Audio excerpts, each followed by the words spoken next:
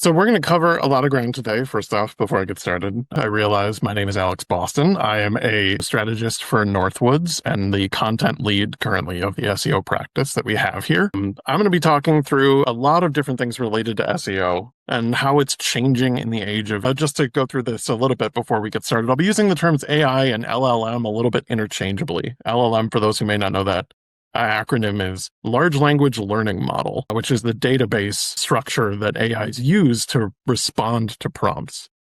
So I'll be using those terms interchangeably, and I think that's something that we'll touch on why I use those terms throughout this. But we'll overall be touching on, is SEO dead or no longer useful? And just how things are changing and how, we can still reflect a value from search engines based on how things are changing in search.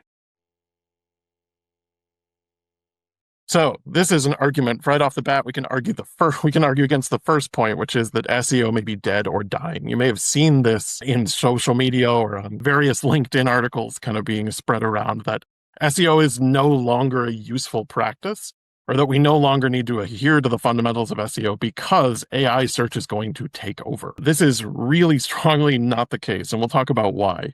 Is something that's been questioned as valuable since I started getting into it about a little more than a decade ago. It's something that we're very familiar with as SEOs, the claim that SEO is no longer valuable. But it is something that we still need to optimize for. AI is just one piece of the picture. SEO is kind of another component, and this all falls within how we can help people find and reach our site. So short answer, no. SEO is not dead. We still need to consider it very much when we're designing content and creating content strategy for websites. It's just something that may be changing a little bit, and we'll talk about the ways in which that is happening. When it comes to some of the claims that people make to try and validate this argument, you hear often people saying that Google search volume is declining and less users are coming through. That's actively untrue. Google searches actually grew by 20% in 2024. So just last year, things actually surged upward for Google, and they show no signs of stopping at the moment, even with this sort of shifting market share of how people find their content. Google is still very much the key player. So optimizing for Google still has to be a part of any good search engine optimization strategy. The other argument is that AI search is taking over already and everybody's using these tools instead of Google, and we're just seeing less interaction with things that we need to optimize for Google and more on AI side searches. That's just also not the case by kind of a wide margin. Google still controls 90% of overall search traffic. So it's still the one that if you're going to pick one tool to optimize around, Google is the one where you get the biggest bang for your buck in terms of traffic available to you. The closest competitor in terms of search engines is Bing, and that's still below 4% of market share, not even ChatGPT. That said, it is growing. So it is worth knowing that ChatGPT is on the horizon. And tools like that, like Perplexity and Gemini, are slowly going to creep up as well. But right now, it's a pretty fractured environment, and no one is even close to dislodging Google's prominence there. And the other claim is that search traffic is doing less and becoming less valuable, and it's not driving as many marketing conversions as it has in the past. Also untrue. It remains still the most reliable source of conversion traffic. So it's the most engaged, most likely to engage with your services or product of any traffic source that we can find when we look at any channel across the web. So search traffic is still very important to optimize around. And we want to discover that traffic because it's highly intent. We're actively looking for your product or service or for something adjacent to you, and we're hopefully reaching them and finding them through SEO. That said, while things aren't shifting away from Google being valuable, there are still lots of ways in which search is actively changing. Search engine results pages are very much different than they used to look in the past, where it used to be purely traditional rankings that you would see on your list. More crowding on these pages than ever before, with various AI-curated features and functions like the AI overview or this people also ask block here with the accordion that also pulls content from sites across the web. There are a lot more ways to kind of push down the organic rankings, which you can see even here. It's just below the fold, the number one ranking, which used to drive 35% of all of the traffic to one of these pages. It's now somewhere in the 25 to 30% range. So it's still very important, obviously. That's still a good chunk of the traffic that clicks off from the page. But it's not the sole authoritative source of traffic on search engine results pages anymore. So there's a lot of different shifting here as far as what traffic is valuable and where we want to be seen. On the other hand, these are all new opportunities to be visible and have people find your content It's just about optimizing content to show up in AI overviews and people also ask components. And these are driving traffic. People are interacting with these. So it's definitely something that we need to consider when we talk about search. We just need to take a more holistic view. And before we kind of move into that in particular, this is just a question for the group in general. Have you seen any losses on your site in organic traffic in the last 6 months? And the answers are yes, significant losses. B, yes, minor losses. C, no, organic traffic has stayed the same or increased. Or D, not sure. And I'll give you guys a moment to fill that out and then we'll get back into it.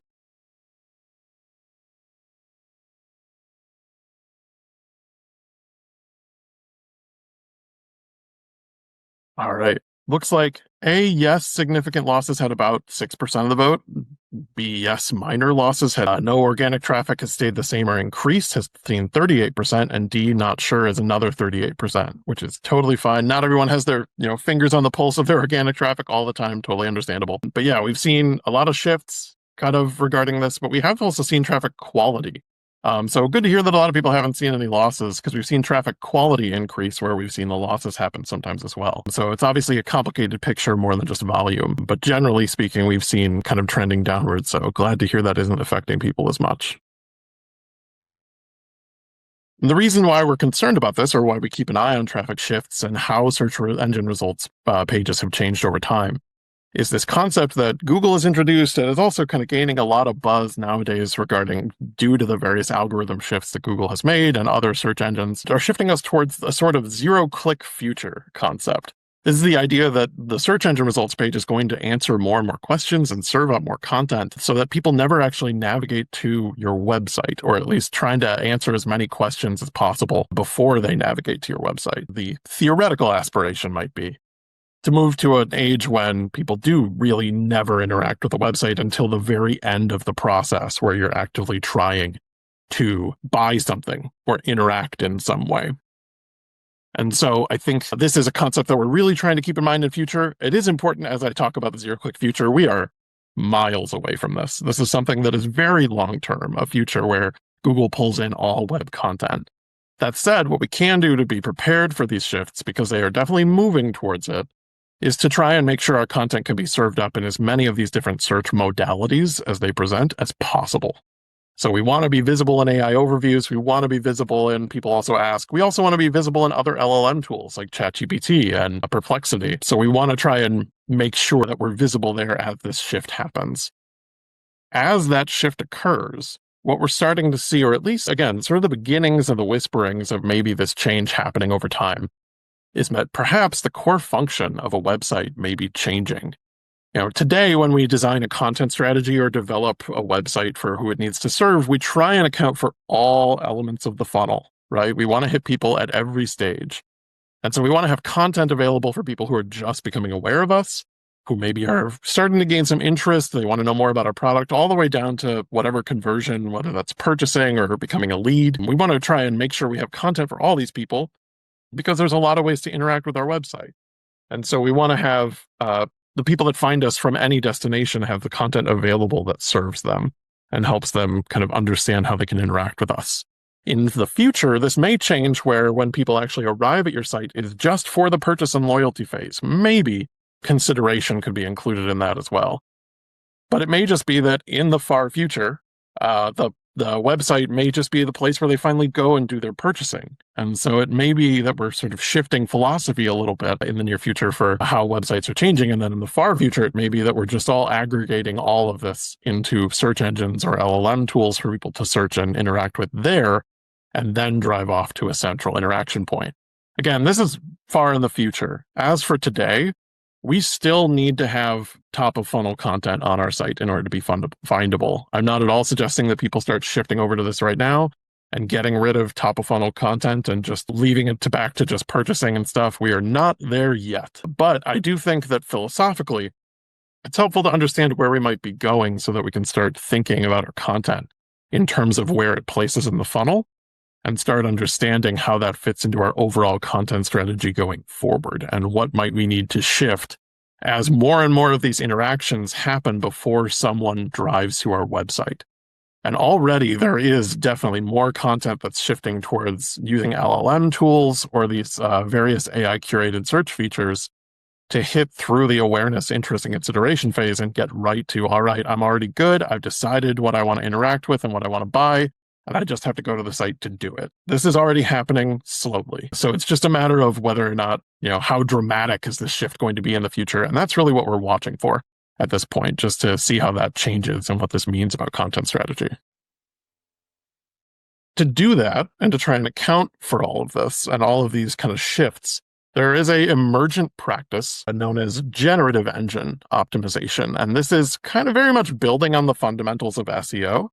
A lot of the practices that we're actually going to put in place to address generative engine optimization are very similar in fundamentals to what we would do if we were optimizing for Google. And in fact, Google has very explicitly said that the best way to optimize and to show up for their AI search tools is to rank well in Google. So if you're looking just at Google-based LLMs, they draw on Google search data to inform their results that they're serving up and who they're linking to and citing when someone actually prompts one of their tools.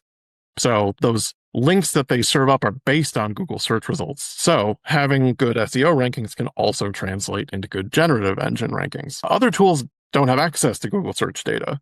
So they need to depend on the various technical elements of your site and the metadata and the files that they extract from your site, the data that they pull, to try and understand what you offer. And that means that we need to have content that speaks to them specifically.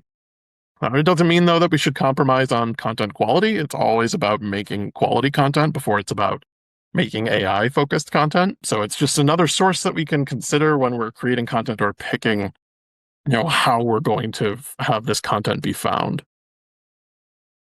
What we do know is that LLMs, like this result taken from ChatGPT, are linking directly to sites and responses. So this is one source of traffic that is growing. Gemini, Perplexity, those tools like that, all are linking to sites in prompts, or in prompt responses, rather.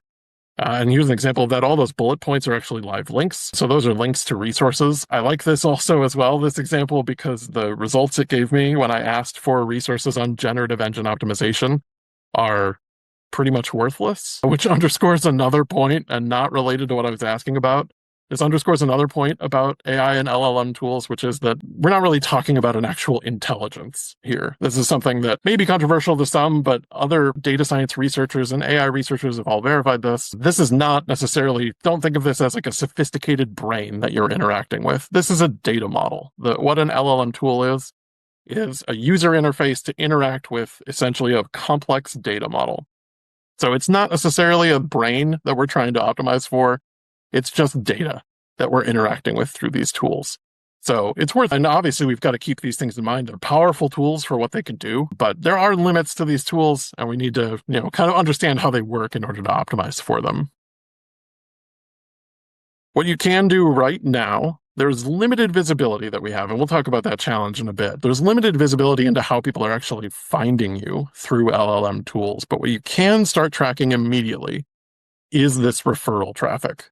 When your site is actually cited in LLM tools in response to prompts, this will come through on Google Analytics 4 as a referral traffic hit. So it will come through to the site, and you can use the domain name to search here and kind of run a search for the domain ChatGPT or for Gemini or any of the tools, and you'll be able to find it as a page referrer, and you can track that traffic, at least the amount of it. There are some challenges that this poses, but it at least shows you how people are flowing through to your site. And you can get some engagement data to work with too, and see just generally how high quality is that traffic that's coming through. And generally what we're seeing is pretty high quality. This is one example taken from a client site where we see sort of a growing amount of traffic that's coming from LLM sources. All the tools vary dramatically. There's a lot of different tools being used, and it varies dramatically by site and by kind of industry and area. I think people are still learning, trying to identify trends for which tools people prefer for which things. just because we don't have much visibility into what people are searching for. But as far as what people are passing through the sites, we are seeing a growing amount of traffic across the board. This is happening more frequently as more users embrace it, and also as sites are becoming more easily indexable and findable through tools. Now, it is a small amount of traffic. This is from a site that gets 250,000 sessions a month. 250 sessions, not a huge amount for them. It is a small trickle of traffic that come in through referral sources specifically. However, not everyone will go through a referral source to access your site because of AI tools. They may have a lot of anecdotal evidence from people I've spoken to where they use or some other tools to get through the consideration phase to learn and research. But then they'll actually take the search outside of ChatGPT and either go right to Google with a more refined idea of what they're looking for, or they will go directly to a site that they found through ChatGPT or a brand that was referenced through that tool. So direct traffic may also be traffic that was, driven your way from LLM. We know, of course, that a lot of different touch points for your brand have to happen before people end up on your site. So it can be as much as 11 in some cases, where people have to encounter your brand 11 times before they finally end up on your website. So again, it's just more visibility. While we can't directly track those interactions, we can at least get an idea for how people are driving to the site from LLM tools this way. It's a starting point anyway. This is one of the key challenges of GEO, in fact, is that we have very limited visibility into what actually leads people to your site, not just in terms of what tools really lead to your site, but getting invisibility into prompts that actually led them there or what they were searching for that drove to you is very, very difficult to impossible right now, depending on who you talk to. And the reason why it varies is because the data that you can get is not very sophisticated and highly interpretive, but some people will say that this is high-value data.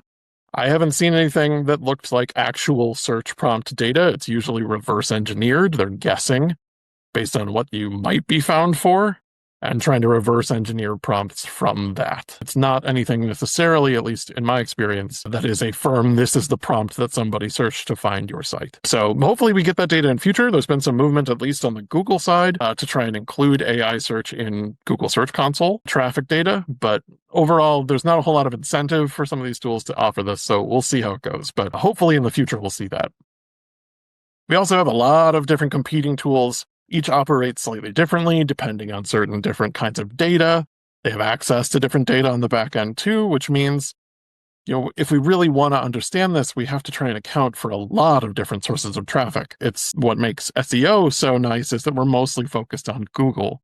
So there's one platform we have to get to know and one platform with one set of practices that we have to interact with, and that's about it. Right now, we have to understand a fractured base of tools to really get a sense of how to interact with AI in a productive way from a marketing perspective.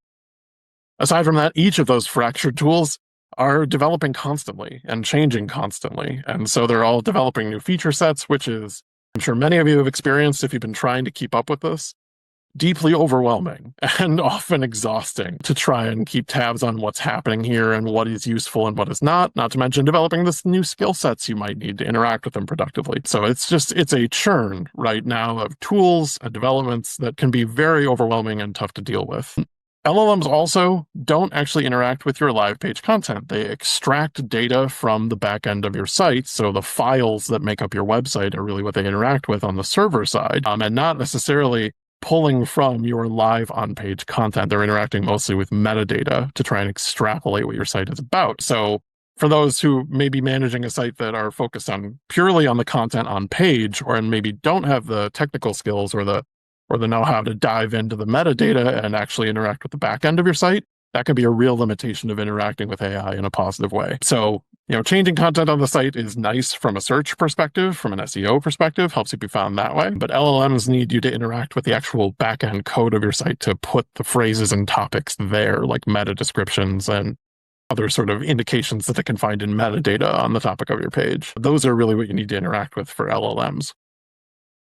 Obviously, there's a ton of hype around AI right now, and that means that we're getting a lot of claims about what works and what doesn't, and a lot of them are unvalidated by data. There's no real proof for a lot of what's being claimed right now. There's a lot of kind of prognostication about what's going to happen, as opposed to slow observance of what is actually happening and trying to prove that out with data. And so it can be hard to actually figure out what you need to be focused on. And we are starting to see, though, some things shift. We're starting to see, I feel like sanity is taking hold finally after about a year of wild conjecture on what was going to be happening and a lot of hype. We're starting to see things settle down. Those of you maybe who have lived through sort of technology hype cycles before may have encountered this in the past. This is called the Gartner hype cycle. This happens whenever there's a sort of new exciting technology that comes onto the scene. We tend to see is a dramatic and big wave of excitement initially.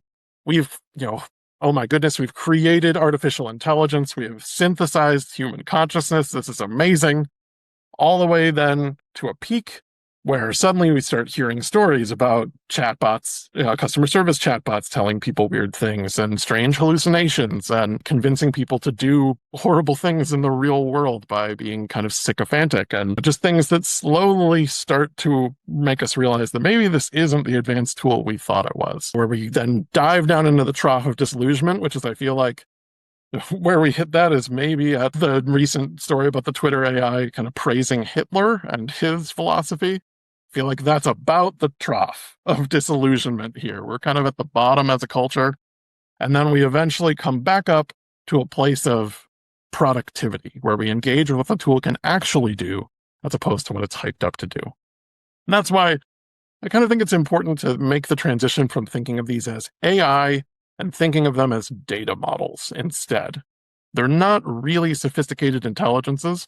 When you start seeing them as data models, semantic data models, complicated and sophisticated data models that we can interact with, then you can start to really find this productivity and what these tools can really offer you as marketers, and also what they offer to web visitors who may be encountering your content.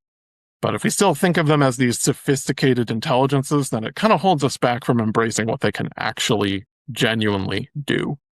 That's why I'm using the term LLM so much. And out of my own curiosity, I would really like to know how all of you are feeling about AI overall. So responses are A, enthusiastic and excited to see how it transforms our business. B, generally positive but with some reservations. C, neither positive nor negative, just preparing for whatever I can. D, generally negative but acknowledging that it has some positive applications. And E, overwhelmed by the pace of change and fearful for the future. Which would be understandable at this point. So I'll give you guys a moment and then we'll talk through that.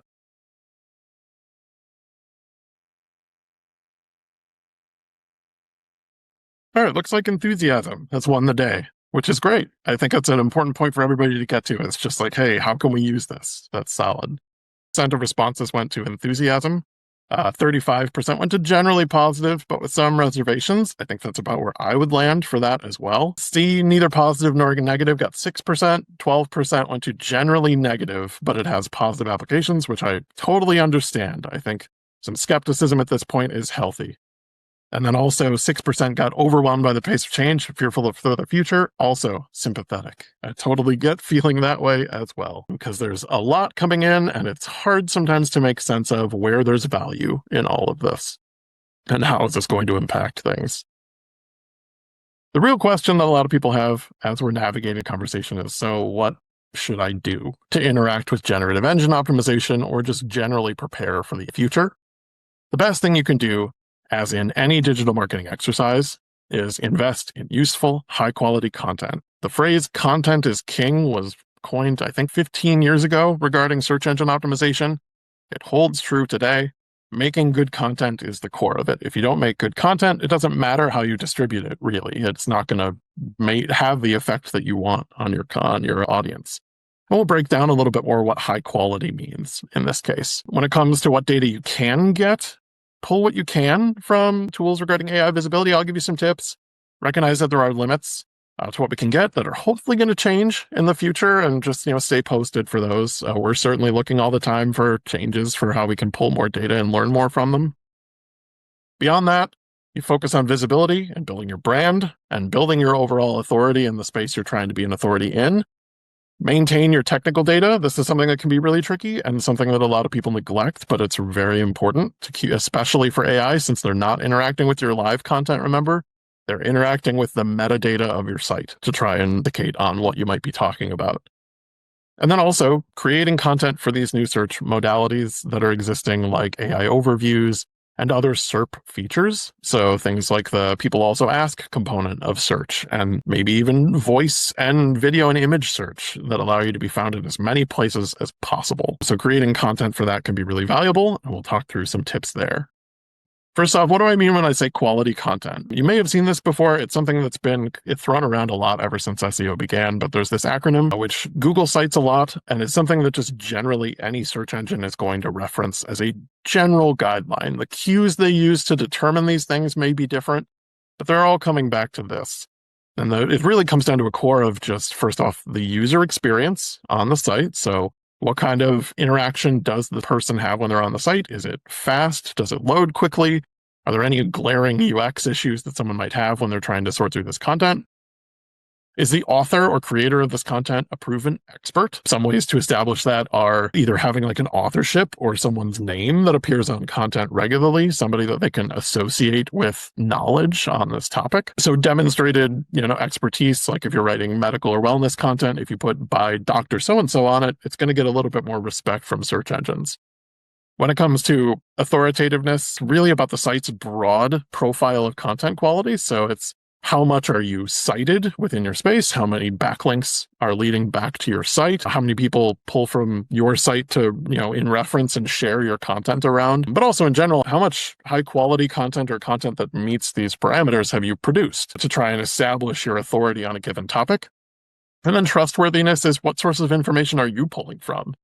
What pages do you link to? And kind of how do you establish that you are kind of pulling from authoritative sources and not using or sharing misinformation through your content?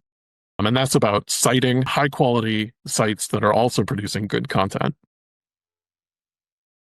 When it comes to content and how that actually plays out on the page, I use this example just because it's one that is ranking number one for both current ranking for overall search. So it's got its traditional search ranking at number one, and it also has a number of SERP feature rankings that it's picked up, and it's been growing every day. It's a niche keyword, but it was an important one for this particular site. And in this, what we look at is a good example of how you can actually structure content to make it more readable, both in search engines and in tools like ChatGPT. So keyword usage in the right places is far more important than actually spamming the keyword everywhere. So putting it in your title, including it in page header data, so H1 and H2s and H3s, including the kind of keywords that you're focusing on there. There's a lot of argument that Google is smart enough to understand these tools or understand content contextually, and that you don't need to use keywords. But especially when it comes to LLM visibility, I've seen through my own experiments that including the actual literal keyword, even for Google too, helps. Content that has your clear target keyword in it still performs better, in my experience, than something that is depending entirely on contextual understanding of the content. You might be able to seed that and just writing exactly to these contextual tools and helping them understand these things. You may not have to use the keyword. But throwing your target keyword in there in the title, meta description, header tags, things like that to really emphasize that stuff in site content can really help you be found. The other component of this to mention is that ChatGPT does have access to Bing search data, which Bing is definitely lower volume, but it does pull a little bit from some of these search cues from Bing rankings, and Bing does depend on your keyword usage. So it does depend a little bit more than Google does on actually having your target keyword in the content. So that's worth keeping in mind as well, that you're optimizing for Bing as well as optimizing for GEO and ChatGPT and other tools when you actually include keywords and still rely on having a clear target keyword in content. I think to understand this properly, it's really helpful to understand how LLMs actually work. It's essentially a tool that translates at vast speeds a lot of data that can be topics, it can be user data or user preferences that they're seeing through traffic data, pulls all of this in, all of this content that you have on your site, and translates it into vector data. And what vector data is, it's a list of essentially coordinates. So let's say you have a site that's trying to sell shoes. Google will try, or not Google, but LLM tools will try and understand that site by mapping the topic of shoes to a coordinate on a map. And around it, it has a bunch of other topics that are also mapped out into coordinates. And when we pull those together, we can create a contextual understanding of the various topics that are on your site. It references that data extremely quickly and then uses that to try and understand the topic on a more contextual basis based on the relationship between various topics, not just the topic itself. So a way to picture this as it might play out visually is, again, if we go back to shoes as an example, at the center of this map of data is the concept of shoes, or the topic of shoes. And then this is actually a visualized vector embedding map for what topics would an LLM see as related to the topic of shoes, and how closely related are they? And it uses that to try and understand your topic in context. So it will say, hey, I see the word shoes in content, and then it will use all of these adjacent terms and concepts to try and understand what you're trying to communicate and understand the topic of shoes contextually. It can't literally or visually interpret what a shoe is, so it has to come through numbers and data and mapping. And you can see here with the green, blue, and orange lines here, this is a three-dimensional map, and it basically would be. These are XYZ coordinates. And so it creates a literal map of how these topics all map to one another and how they all relate to one another to try and understand within context what you're communicating through your site. And so it's about covering topics. It's about having content on a number of topics that can be found, that people are searching for, and just creating a volume of content that can be found for various adjacent topics. So this can be hard to understand at first. I encourage you, projector.tensorflow.org is a really interesting tool where you can start playing around with how topics are related in LLMs' minds and start seeing for yourself how some of your core topics might be tied to other topics. And it can be really surprising. Some of these, even if you look into some of these results on this example, are incredibly weird and don't necessarily make a ton of sense. But within contextual tools, it kind of starts to click as to why you might be found for these things. And this is just how any LLM tool is going to understand your data or your topics that you're covering on the site. So it's highly contextual, and it's how it gets seemingly human-like and complicated in its understanding of various topics as it's mapping them out to lots of other adjacent ideas. So how it can get so sophisticated in its answering and the prompts or responses it provides is through this understanding of your topics and content. This is why I say it's a data model. This is not an intelligence. It's just grouping these things based on context and the data available to it. So once you kind of understand how these vector embeddings work and how LLMs approach it, it becomes a lot clearer to see how you might interact with this and where the value might be as a marketer and how you can write to it, essentially, with the content you create. The first thing you can do is you can see what topics LLMs associate with your site. So you can actually, with a paid ChatGPT API key, and with a tool like Screaming Frog, you would have to pay for that as well. The paid license is the only tool that can do this. But these are just two tools that you can use as an example. You can pull that chat API key into Screaming Frog and through. There's a lot of tutorials as to exactly how to set this up. But you can actually get that coordinate map, and it will look about like this. You'll get the map of kind of, here's the XYZ coordinate of the topics covered on your site. So you can actually get a vector embed set. From there, you can run that through an open source visualizer and see how AI understands your content. I say that we can't really do much with this because it's a limited exercise. It's not actually showing us how you are being found. It's not showing you what users are searching for. It's more just showing you what you might be found for and how LLMs are understanding the topics currently covered on your site. That might be useful. It might be an enlightening thing to show you what you're not showing up for more than anything, and maybe show you where there are gaps in your content, or something that you would like to be found for and you're not being. This exercise can be really valuable. It will essentially break down a visualization map of here are the topics that we interpret as being present on your site. But depending on what tool you're using, open source visualizers do require a little bit of JavaScript to interact with. That said, you can find tutorials that will walk you through it step by step, so it's not too intimidating. But if you do want to do this, it is a process that you can actually run and try and get a sense for what you're being, or not what you're being found for, but what you might be found for. Like I said, our visibility is limited. Excuse me. But if you just want to identify content gaps, there may be simpler ways to do this. SEMrush and SparkToro are great tools that we use a lot at Northwoods to try and surface where there might be opportunities or useful content that we could produce that may appeal to our audiences. So you can do this either through their AI tools in SEMrush. They're basically doing this exercise when you interact with this tool. They are breaking down your vector embeds and then using that to understand where the topics on your site are and what you're currently covering and where you might have a gap that your competitor is covering that you maybe aren't. So that's one comparative tool that we have to try and identify those. SEMrush is a great tool in general. They've added a lot of interesting AI marketing tools that can be really useful to folks who are willing to dive in and really dig into everything that SEMrush can do, because it can be, it's very feature rich and can be a little intimidating at first, but can be valuable. And then SparkToro is kind of a newer tool made by the creator of SEO Moz, Rand Fishkin, and he uses the same source of data, just these kind of vector embeds, to try and understand what you're currently writing on and where you might be able to, find new opportunities. And he also pulls in a little bit more related to kind of social signals and other user data that you can pull in to try and understand what people might be interested in. Found both incredibly useful for just finding content gaps and writing them. So if you're looking to just speed up that process of building out an editorial calendar that may be more effective, these tools can be great for that. And they're less technically intensive than having to get an API key and set up something in JavaScript to visualize your content.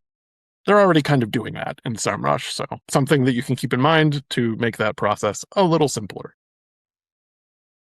We've already spoken to this quite a bit, but there is no way to find what prompts you are actually found for, at least not one that I have seen yet. I have seen people who have used Screaming Frog to get to themes or to kind of approach a reverse engineered map again of content or topics that they're covering that people may have found them for based on server logs. So looking at how, GPT and Perplexity and other tools are interacting with your server to try and pull a map of what queries they may have been found for.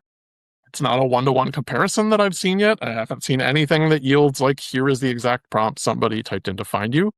I would be very interested to see what that would look like, even how we would surface that data, just because prompts are so varied. But generally speaking, it's not out there yet. Even ChatGPT will say that they can't help you there if you ask for, can you help me find kind of what prompts my site was found for? So there's just no way that people have the right data. If somebody does say that they're surfacing that, they're probably guessing. They're probably reverse engineering and using AI to try and interpret based on your vector embeds what you might be found for. So what else can we be doing? Well, we can focus on the classics. We can build visibility. We can and work on building our brand. And that doesn't just mean backlinks. It means building your overall brand visibility. That means focusing on creating social content that with channels that align with your strategic goals and being careful and strategic about what you're doing there. It means building relationships with content creators. It means some of the classics in digital marketing. Look for industry directory sites, things that make you more visible across the board, make you more visible to Generative Engine and LLM tools as well. So anything that is going to build your overall visibility makes you more likely to be cited. And just generally serving your audience's needs and investing in your brand and your visual identity and your content and making sure that you're as visible as possible in your space. Something that you can be doing right now to try and make yourself more visible in search tools. But again, underscoring the point that what we're doing actually doesn't change very much with LLMs. It's still the same fundamentals as we've had in the past. The only thing we might emphasize more is the technical health of your site and the sort of metadata and the structural side of your site so that LLMs can interact with that in a healthy way. A lot of technical issues that can make your site less visible, not just in SEO, but also in LLM search. So this is something where using Screaming Frog or another tool to try and surface those issues can be really valuable and help you kind of interpret which issues you maybe need to address to try and make yourself more. So this is something that is definitely more a part of the process on the LLM side because this is all they have to interact with. They're not interacting with your live content. Your structural data is far more important to them. You can also emphasize new search modalities. So you can start looking at the AI overview, things like the knowledge panel, or people also ask in search results, those kind of elements that are being pulled into pages more now. And you can start writing content that might suit those. AI overview is something you'll get pulled into if you rank well in Google anyway, or at least you're much more likely to. So if you are doing well in Google results, you're probably going to get pulled in there. But people also ask content is about questions. So, maybe think about how you could include direct questions that you're answering or relevant questions into your content. Maybe look at the search engine results page for a term you'd like to rank for and see what questions are being featured there and try to answer them in your content and kind of engineer from there. So looking at the actual search experience and driving content for, okay, we want to rank for this particular real estate on a page is a really good way to try and anticipate this in content and kind of work with these new AI curated features. And also build some reps for thinking about how am I going to target these new modes of search that may be emerging, and how am I going to build content works towards the search experience, especially as it evolves. So I think that's a good practice to get into now while things are not dramatically shifting over, very dramatically shifting over, because they are changing, but it's not, the zero-click future yet. We're far from that. The other thing to consider is, again, going back to the tech side, is the structured data markup that you're using on the site. So schema.org, it's basically a data structure that organizes your page's key information into easily extractable metadata. This is a lot of what LLMs are pulling from, is this schema.org information or metadata in the title of the, kind of the header tags of your site that maybe aren't appearing necessarily on the page. So this is really what those tools have to interact with. It's not the live content, but the actual files on your site that they can pull from. So this is a structure that people use commonly to just list out the basic info about page content. You can also use this to try and indicate to not just LLMs, but search engines, what kind of content this actually is. So this one, for example, was typed as a how-to right under the schema.org headline there. It's typed as a how-to piece of content. That helps surface that this is it's a support piece. It's a how-to, it's a guide. And so it's more likely to show up in searches that are related to that. This is all easily crawlable by both search engines and LLMs and used to pull in search snippets. So it's just generally a nice idea to have schema.org in place on your site and to try and indicate to those tools what kind of content you have. Now, it doesn't mean you need it in every case, but for certain structured kinds of content, this is something that can be really, really valuable. There's a lot of different types that are supported, so all of these can be pulled into Google as a featured snippet that will be elevated up the page and kind of given its own area. So you can tag something as an article or a data set. You can tag something as an event, that this content is related to an event, and then it will be pulled into a list of events that may be pulled in as a search feature. So having this structure in place can be really valuable, and it's also data that LLMs can crawl. So you're hitting both sources, search engine optimization and data at the same time. This is something that's been present for a while. This has existed on the web for a long time, so you may already have this in place. But if you're specifically looking to capture the most from LLMs, it's a great place to make sure that you're kind of in the right spot and that you have this buttoned up as much as you can. Another thing I wanted to touch on briefly, there was for a while a type of schema, so similar to schema.org, a structure that you could add to sites that was called LLMs.txt. This was an attempt to create a set of data that LLMs could reference. So it was just providing some site content and saying like, hey, here's what I'm willing to give you as the site's creator.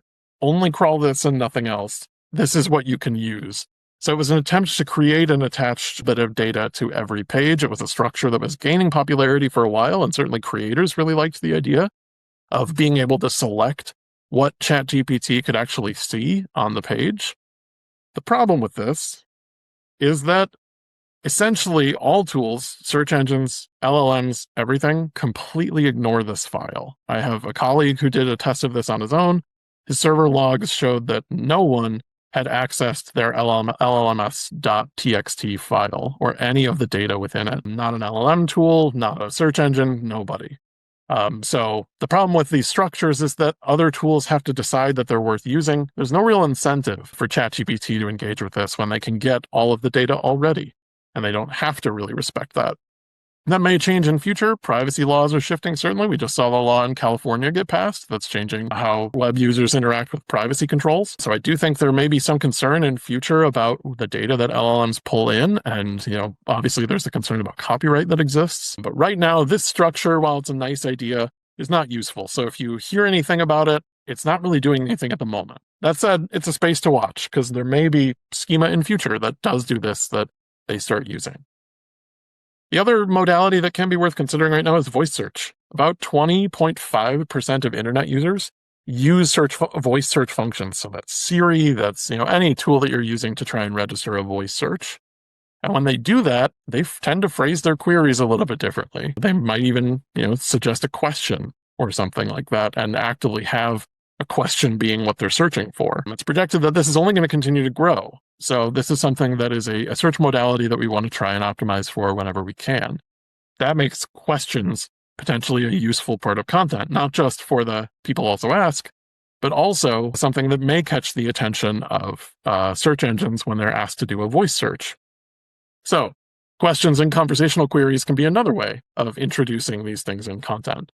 So let's say you have a blog article as an example that's about GLP-1 medications, which would be like Ozempic as an example, which is a buzzy topic right now. Some questions that you could answer in content would be something like, what is a GLP-1? Does Medicaid cover it? How do they work? Pulling these things in, and all of these, by the way, are the monthly amount of searches for these terms. So roughly average monthly search volume. Some of those are pretty low, but there's still 110 searches a month that you could bring into your site if you use these in content. So if you think about your content in terms of what questions that users have it's actually answering, and actually structure your content accordingly so it is actively, explicitly answering those questions that users may have, that can be something that just makes the path for search engines trying to understand and surface your content that much easier and can make it that much clearer as far as what you're trying to serve content on. So we're coming to the end of the session here. Just to quickly summarize what we've been talking about, it is definitely true that search habits are changing. It is not true, however, that SEO is dead or dying. It's still very much important to keep Google in mind when it comes to your content strategy and your overall web strategy in general. That said, we do see some change. We see traffic coming from LLM tools. We see AI overviews affecting traffic. We see traditional search rankings losing a little bit of prominence, but generally we also see traffic quality improving. We see a lot of stuff through search engines kind of being important too. That said, it's worth keeping in mind any path to visibility. So GEO doesn't replace, it should still be part of your strategy going forward and thinking about the technical structure of your site, and the schema structure can really be helpful there. So generally open up a little bit and think holistically too about your content strategy. Don't just focus on traffic anymore either. There's a lot of value in just being visible in all of these places. Traffic may be shifting and changing, and we may even be getting less visibility into overall traffic as a whole when, again, as privacy concerns amp up. But impressions are valuable. Being seen in all these places are valuable. So optimizing broadly for as many fields as we possibly can is worth pursuing. The ultimate byline here, though, is make good content. If you answer users' questions and you make helpful, useful paths through your website, it will drive traffic and volume. It will drive visibility if you just make authoritative and useful content. So that practice hasn't changed. Whether you're talking about an AI or Google, make good stuff and stuff will come over time. It's just about investment. You can start tracking these things as well. Know that these things are going to shift and that there's a lot of hopefully more visibility we're going to get over time. But, for now, you can start tracking in some of the basic ways we've talked about here today. It's developing a lot over time. And there's a lot to kind of change and stay wary of as well as we kind of develop. But generally speaking, we have a lot of different developments to keep in mind as we look at this. All right. Thanks, Alex. So that was a ton of great content and so much information. And not surprisingly, we have a few questions that came in. I think you addressed a lot of them that were received during registration. And there is one, though, that you didn't get to, and this one is from Jill. And she asked, we use Google Ads for our advertising. How does this fit in with people using ChatGPT for searches? Yeah, so advertising is a completely separate thing from organic search results of any kind. So whether that comes through LLMs or organic search, the fact that you're paying for digital ad traffic affect your search results at all. So they're separate bodies of traffic. However, it's great to be focusing on both. Just again, if we're trying to be seen in as many places as possible, as many relevant places as possible, paid is a great thing to be running in concert with an SEO or GEO strategy. So they complement each other really well. but because they put your site in front of as many people as possible, but they're not necessarily impacting one another as far as like driving one's rankings or results.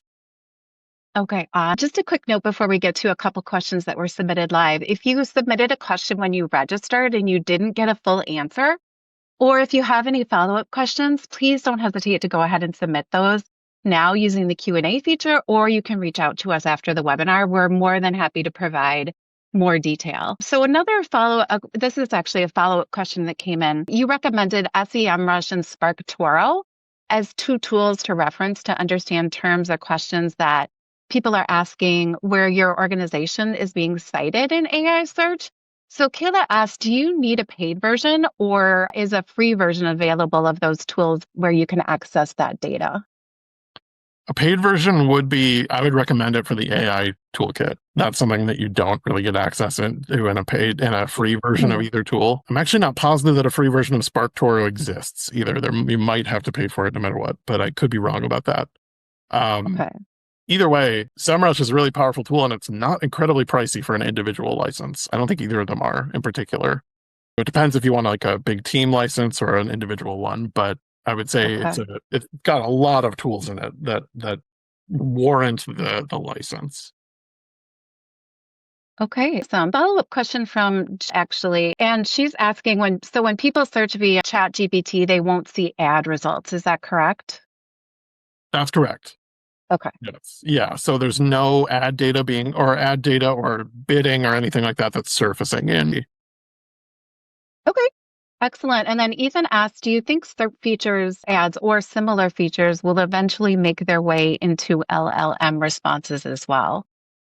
It's always possible. I would say that I'm sure there is a lot of work behind the scenes right now trying to figure out how to monetize AI a little bit more effectively, especially for Chat. They got their big valuation at the start, but now people are sort of wondering if it's really where the business is, and they're charging a very small amount for what they offer. I would be very surprised if we didn't see some form of monetization within ChatGPT that involves either ads or access to data. Like I said, maybe that's how they find their way as marketers like ourselves wanting access to how people are finding your site or finding you through prompts and maybe putting that behind a paywall. I think there's a lot of different options, but it is entirely possible, yes, that will be involved at some point. I definitely wouldn't take it off the table. That makes sense. Last question is from Amy. She says, I'm feeling a little overwhelmed about the best place to start to optimize for GEO. There's a lot to do, which is very true. Would you recommend starting with auditing your current content or focusing more on the technical side of things? I would say, given that the technical side is really where LLMs live, they really draw from your site's data and your metadata. I would say that that's a good place to start if you're going to start anywhere. Is run a Screaming Frog audit, and you can do it. That has a free component of it. I think it's capped at a certain number of URLs for your site. So if you have a large site, you may need to convert over to a paid license. But again, I don't believe it's extremely pricey to do so. So I think starting with the technical side and surfacing those issues to make sure that you're as findable as possible is a great place to start. And then keep producing content as well as you possibly can. And just when it comes to content, the best thing you can do is follow the fundamentals of SEO in terms of producing good, high quality content that's going to rank. So that's something that we should be doing anyway, or working on anyway, kind of persistently. But technical issues can be surfaced and addressed, usually sometimes very easily and quickly. It's just a matter of, something got left behind and we just didn't realize we had to be updating this or whatever. It happens over time with every site. So that's definitely where I would start. That's excellent advice. So great. Well, thank you so much for all of the great questions and Alex for all of the excellent answers. And thank you to everyone who submitted a question. So before we wrap things up, I do want to mention a few of our upcoming webinars that you may be interested in. On August 14th, we'll present Science It's Time for a Website Redesign. And on September 18th, join us for Winning Digital Strategies for Higher Education. All of our webinars are free and begin at 10 a.m. Central. You can learn more and register at learn@northwoods.com.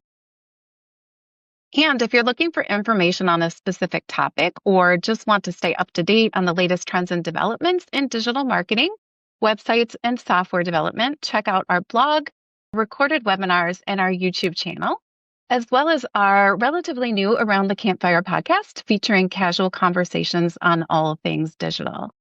And lastly, if you'd like to learn more about Northwoods and the many services we offer, please visit us at nwsdigital.com. After the webinar window closes, you'll have the opportunity to take a short survey. We'd greatly appreciate it if you could share your feedback on how we did this morning. We do use your input to help us improve and provide content that you're interested in. So with that, thank you so much for joining us today, and we look forward to seeing you at another upcoming webinar soon. Have a great day and a great weekend.